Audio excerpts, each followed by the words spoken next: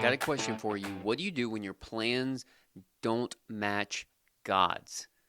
When we have plans, we have things we want to do. What happens when they don't match the priorities that God's lined up? And so looking at the book of Jonah, looking at chapter 1, what we see is that Jonah has this very issue. And I think any of us, man, we just want a redo. We want a do over. We always want to start back over and start fresh. Jonah goes off track, and I think we can learn some things as we're leading into the new year and starting our new year with something fresh, fresh resolutions, careful laid out plans. We have dreams, but we want a do over. There was something last year that maybe didn't line up, our finances, maybe our health, our relationships, our career, but something happened that maybe they don't match up with God's priorities. So we need to see what those things are. We need to see how to work them into our lives. What happens is when the call of God is uncomfortable, it's just the reality. God's call is uncomfortable. It doesn't mean you don't feel designed for it, ready for it. Doesn't mean but it is uncomfortable to some degree. When God speaks, the question is, do we listen? In the story of Jonah, we hear God speaking clearly to him. And sometimes with us, if we're hearing, we don't always know it's so clear. But I believe, here's what I believe, and what I've experienced in my own life, is that God makes it clear enough for us to take the next step. We might not know the whole path, but we can know the next step. He gives a clear, declarative statement. Now, the word of the Lord came to Jonah, the Bible says. And he says, arise and go to Nineveh, the great city, and call out against it, that their evil that has come up before me. Now, this wasn't a regular assignment. This wasn't just some normal thing. This was a departure from his normal, his ordinary. This was beyond his comfort zone. And Jonah's response reveals the common human tendency that I think all of us have when God's plan conflicts with our comfort. God's plan often conflicts with our comfort. Why did Jonah say no? Well, when you read the story and you hear the context behind it, the Ninevites, under the Assyrian Empire, this is the capital city of Assyria, massive city. They weren't his people. They were harsh and evil and disruptive and took over places and completely captured people and paraded them through the streets. There's one story realizing, looking at the history, the Ninevites, they worshiped the goddess Ishtar. And Ishtar, from their understanding, demanded the blood, and not just the blood of their captives, but the humiliation. They would string them together with fishhooks and wire. They would sacrifice them on the altar of Ishtar. They would fillet them like you would a fish and just fillet them while they're alive. This is not his people. It is not his place. This is 550 miles away from his place, what he thought his place was, and it was not his planned path. He was used to speaking to domestic kings, Israeli kings, like Jeroboam. The Bible shows that, 2 Kings chapter 14, that he spoke to Jeroboam. But he ended up running from God's calling. The question for us is, how far will you go to avoid God's will? When he was told to go to Nineveh, 550 miles to the east, Jonah traveled as far away as possible as he could get, 2,500 miles to the west, to Tarshish, modern-day Spain. For him, this is the farthest part of the known world, literally showing he would go as far away as possible to get at it. Maybe just say, hey, maybe this wasn't God. We don't know his rationale. Likely, he didn't believe he was running from the presence of the Lord, but the Bible says because his plans were outside of God's priorities and he went outside of what God wanted him to do, he, in essence, was running from the presence of the Lord. And running always costs you something. The Bible talks about he went to run away, he got on a boat, and he paid the fare for his journey. And if you experience that running from God, it costs you something.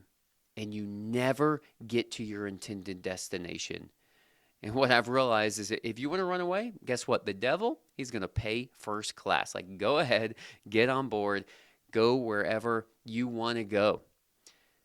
But what happens is when we overlay our plans to God's priorities, God's plans are always about calling. Our plans are always about comfort.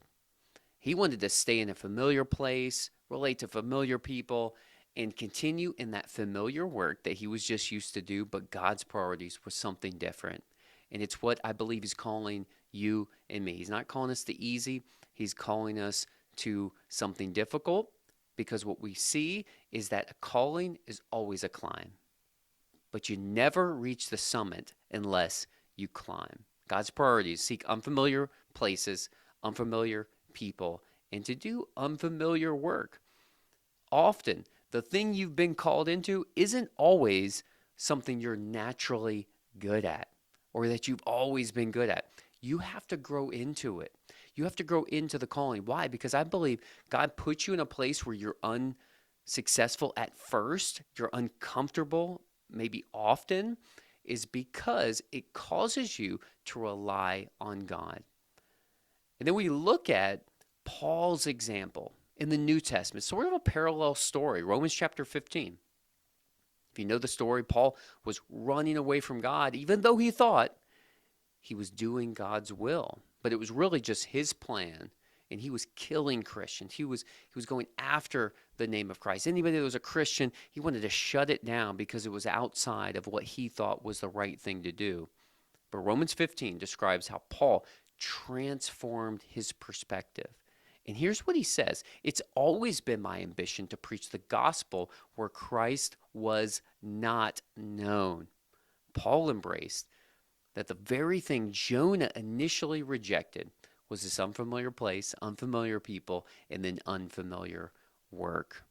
We need to hold our plans loosely, but God's priorities we need to hold tight. So the role of prayer and fasting. This week at our church, we're doing prayer and fasting. I'm calling it Reset Week. Man, we want to reset our lives. We need to remove distractions. That's what fasting does. It causes us to say no to the flesh, what we want, and yes to the Spirit. It creates space for us to hear God's voice more clearly than maybe you ever have before. It also causes you to develop sensitivity to God's divine leading. And I believe this: everybody has a calling. Beyond, I don't mean professional ministry. If God's called you into that, that is great. But for everybody, God's called you into something to reach somebody in your workplace, maybe that doesn't know Jesus, to serve in your community, to serve in the church, to reach out to somebody that doesn't yet know. Or maybe they feel rejected. They feel unworthy, unloved. You could be the person that God is sending to speak into their life, using your unique gifts, talents, your kingdom purposes, to step into maybe leadership roles, to stretch your faith. Like, I'm not worthy. Well, then you might just be perfect to be used by God when you feel like I'm not qualified, I'm not worthy. And I want to encourage you to just keep reaching out, keep seeking God, and take this week of prayer and fasting, dig in, and really get to know Him. If you're maybe this has been shared to you, you're in the Harrisonburg area, come to New Beginnings Church. We're going to do a week of prayer and fasting starting Tuesday at 6:30 p.m. all the way through Friday. We'll do it as well, 6:30, so all the way. We'll do it Tuesday, Wednesday, Thursday, and Friday. Friday's going to be a worship night. I want to encourage you to be there. It's going to be an amazing time. Who knows? You might be able to bring the good news of Jesus to somebody else, but you'll never know truly what God might be stretching you into or growing you into or molding you into your design, that He has maybe a new thing for you, is when you spend some time with Him, prayer and fasting, putting Him first. And I want you to remind you of this. Remember, God's calling is always a climb that stretches you beyond your comfort zone. And I hope this helps you, and that as always, you prepare for action.